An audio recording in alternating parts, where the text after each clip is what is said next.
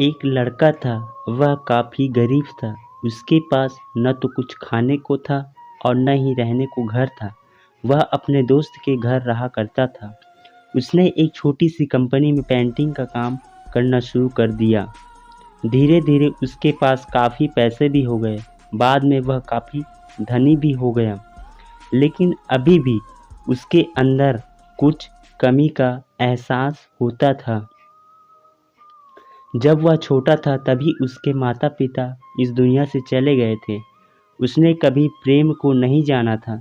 एक दिन जब वह अपने किसी काम से बाहर गया था तो उसे एक लड़की दिखी जो कि काफ़ी अच्छी और खूबसूरत थी। उसको देखते ही इस लड़की को उस लड़के से प्रेम हो गया। वह काफ़ी देर तक उस लड़के को देखती रही। कुछ देर बाद वह लड़की वहाँ से चली गई। कुछ दिनों तक यह लड़का उस लड़की को खोजता रहा, लेकिन वह लड़की न मिली। लेकिन नियति ने उस लड़की से इस लड़के को मिला दिया। वह लड़की इस लड़के के घर काम की तलाश में आई थी। लड़के ने लड़की को तुरंत घर के काम के लिए रख लिया। जब वह लड़की इस लड़के से मिलने आई थी तो उस समय यह लड़का कुछ शब्द भी साफ से नहीं बोल पा रहा था, जिससे लड़की को लगा कि यह लड़का गूंगा है। लड़का भी जान गया था कि यह लड़की हमें गूंगा समझती है। इसके साथ ही साथ यह लड़की समझ गई थी कि यह लड़का इस घर का नौकर है, न कि मालिक है। अब जब भी यह लड़का उस लड़की के पास जाता तो गूंगा बन जाता है।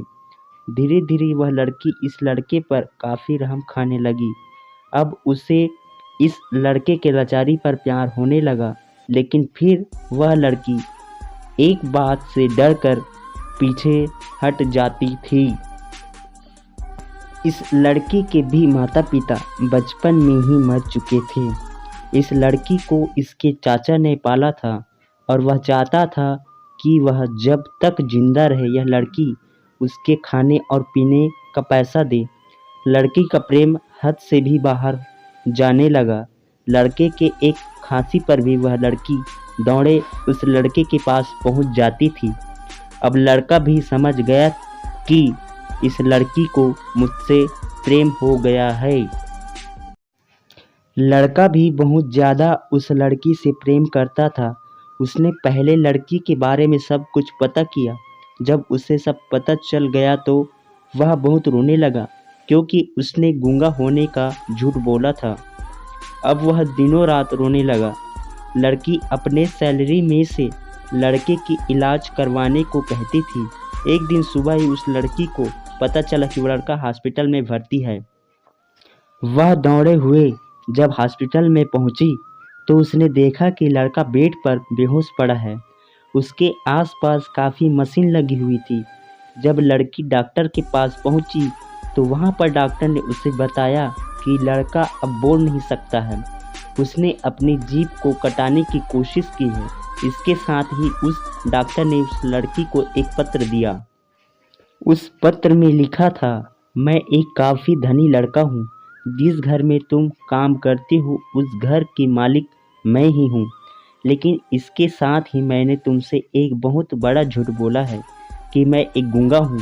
अब इस झूठ का प्रायश्चित करने के लिए मैं ऐसा काम करने जा रहा हूँ। इसके साथ ही तुम मेरे घर से मेरे मैनेजर से पैसों को लेकर अपने चाचा को दे देना और एक नई जिंदगी की शुरुआत करना। अगर हो सके तो मुझे माफ़ कर देना। इस पत्र को पढ़ने के बाद उस लड़की की आंख आंसू से भर आए। वह दौड़ते हुए मंदिर में गई।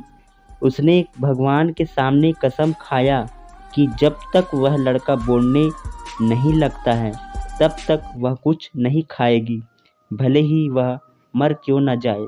इधर डॉक्टर भी उस लड़के की इलाज कर रहे थे।